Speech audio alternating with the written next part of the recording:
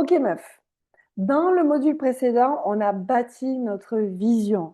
Maintenant, on va agir pour gérer les temps forts, les temps faibles de notre marque et faire que cette fameuse vision devienne à force notre réalité. Ok? Et on va commencer par quoi? Eh bien, on va commencer tout simplement par comprendre les cycles de ton business, comment ça fonctionne.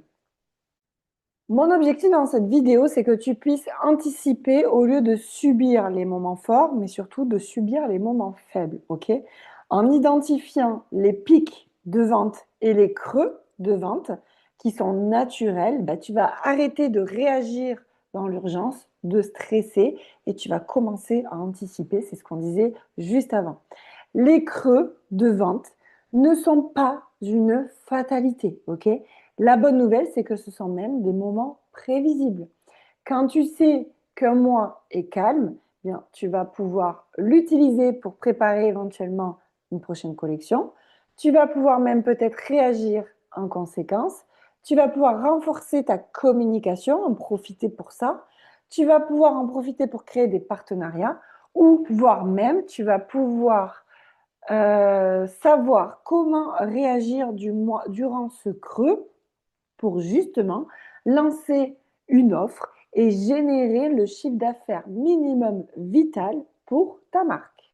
Bon, déjà, tu sais qu'il y a des saisons basses qui sont universelles pour quasiment toutes les marques et qui sont essentielles de connaître et d'identifier. Ok? Il y a forcément la période de janvier. En général, il y a une baisse du poignet moyen et de l'engagement parce que bah, les gens, il y a Noël qui vient de passer et les gens, ils sont en mode plutôt je refais mes économies que je viens de dilapider avant de reprendre des achats normaux et de me refaire plaisir.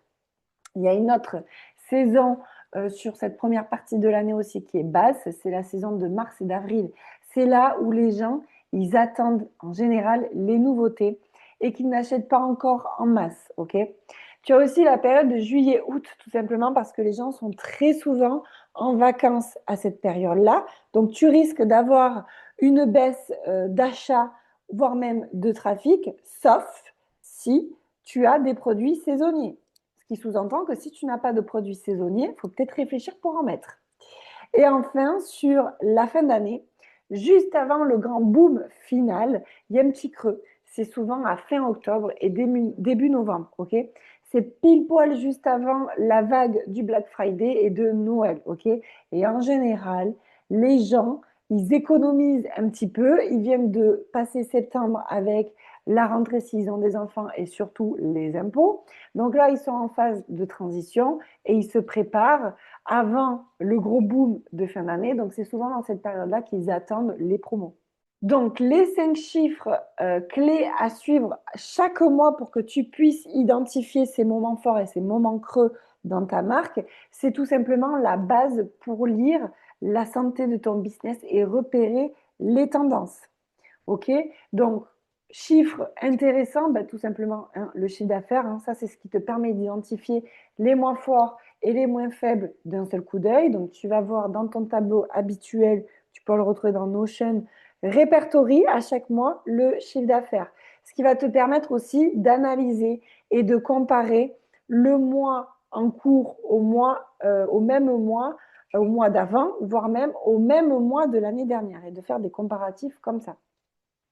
Autre chiffre intéressant, c'est pour nous le taux de conversion du site ou du lien d'achat. Si ton trafic reste stable d'un mois à un autre, mais que les ventes chutent, c'est un problème clairement d'offre ou voire même de contexte. Ok?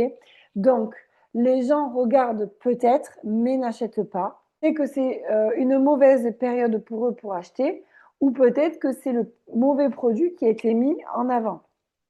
Autre chiffre clé qu'on va regarder, c'est le trafic vers ton site ou vers ton profil Instagram. Ok? Ça donne la visibilité brute de ton business. Ok?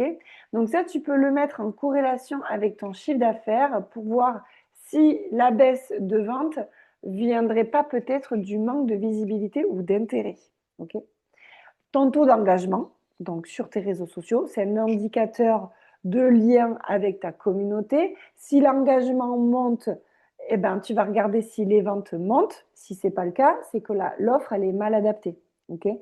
S'il y a tout qui descend, ben, c'est une perte de présence ou d'intérêt peut-être saisonnier. C'est peut-être un mauvais moment. Voilà, c'est pas bien aligné. Et enfin, le taux de réachat ou le taux de nouveaux clients à chaque mois. Okay. Donc ça t'aide à comprendre si tu fidélises de nouveaux clients chaque mois, donc si tu as une stratégie qui fonctionne, ou si à l'inverse, tu dépends toujours des nouvelles clientes. Ce qui peut être aussi une source de fatigue. Hein, rappelle-toi, c'est beaucoup plus facile de vendre à des gens qui ont déjà acheté chez toi que d'aller chercher chaque mois des nouvelles clientes. Petite recommandation de ta coach Ama. Sur les périodes creuses, moi, je te recommande d'identifier, dans tes objectifs de chiffre d'affaires, par exemple, d'identifier le MVCA. Ça, c'est moi qui ai donné ce nom. C'est quoi? C'est le minimum vital de chiffre d'affaires que tu dois faire sur ces périodes creuses parce que c'est le minimum pour te payer et ne pas perdre de l'argent. OK? Donc là, dans ton tableau de suivi financier, tu as toutes tes charges fixes qui sont répertoriées. Tu as toutes tes charges variables. Tu sais ce que tu veux te payer et donc du coup, c'est grâce à ça que tu sais le chiffre d'affaires minimum que tu dois faire pour te payer comme d'habitude et pour être dans le vert, hein, pour ne pas perdre de l'argent. Et c'est vraiment ça, cet objectif que tu dois aller chercher sur les périodes creuses. Et spoiler alerte, ne commence pas à te dire derrière ton écran, mais elle est complètement folle, c'est pas possible. Si, meuf, c'est possible. C'est possible et on va créer des stratégies exprès pour aller chercher ces réussites. Donc, quand tu vas te focus sur les temps faibles, ben, ça voudra dire que tu auras identifié les temps forts qui sont plutôt naturels de ta marque. Ok. Pour les repérer, c'est plutôt facile. C'est là où tu dois analyser dans l'année les pics de vente qui sont passés, même les petits. Ok. Ça veut dire qu'il y a un réel intérêt pour tes articles et que les gens achètent. Tu vas observer aussi les périodes où tes publications ont le plus d'interactions. Okay, ça veut dire que les gens sont le plus actifs. Tu vas regarder aussi les moments où tu as été la plus inspirée. C'est souvent sur ces moments-là où tu es aligné avec ton audience. Donc, tu vas le voir aussi parce qu'il y a plus d'engagement. Et autre astuce aussi pour identifier les temps forts de ta marque, ben, c'est tout simplement d'aller demander à ta communauté quand est-ce qu'elle achète, donc l'analyse de marché, quand est-ce qu'elle achète, qu'est-ce qu'elle recherche, c'est quoi son budget, etc., etc. Pour pallier aux périodes creuses, bien, je t'ai mis ici quelques stratégies selon les cycles. Ok. Alors, pour gérer un petit peu les périodes creuses et fortes, je t'ai mis ici quelques stratégies que tu vas pouvoir me piquer pour les utiliser selon les cycles de vente. Ok. En période forte, tu vas pouvoir créer une expérience d'achat complète parce que c'est là que tu vas miser gros pour faire du chiffre et des ventes. Ok. Donc, n'oublie pas le teasing, n'oublie pas les offres limitées, n'oublie pas les bonus et aussi n'oublie pas ton système de vente fluide. Ok. Sur les stocks, sur les réponses rapides, sur l'automatisation. Je ne te l'ai pas mis là, mais sur le réachat, sur les bundles, sur l'augmentation du panier moyen. Ok. Ça, c'est normalement des automatismes que tu as déjà mis en place et qui vont te servir pour vraiment maximiser les réussites de tes temps forts. Ok. À l'inverse, stratégie pour gérer, maîtriser les périodes basses. Bon, déjà, on va se mettre d'accord sur un truc. Sur les périodes basses, ne cherche pas à faire exploser les ventes.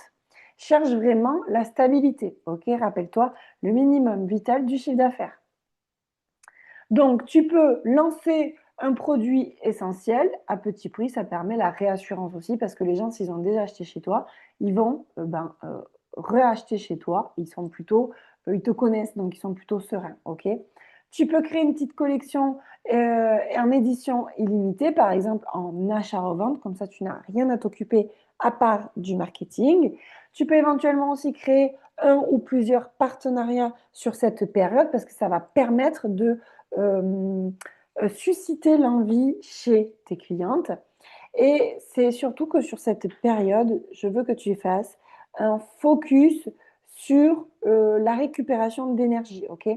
Et potentiellement, si tu as le temps, si tu as par exemple plusieurs jours, plusieurs semaines, tu peux faire aussi un focus sur la préparation du prochain pic. Alors, période de base, ça peut être une période où tu en profites pour partir en vacances. C'est pour ça que je t'ai mis, si tu pars en vacances, focus-toi sur la récupération de l'énergie.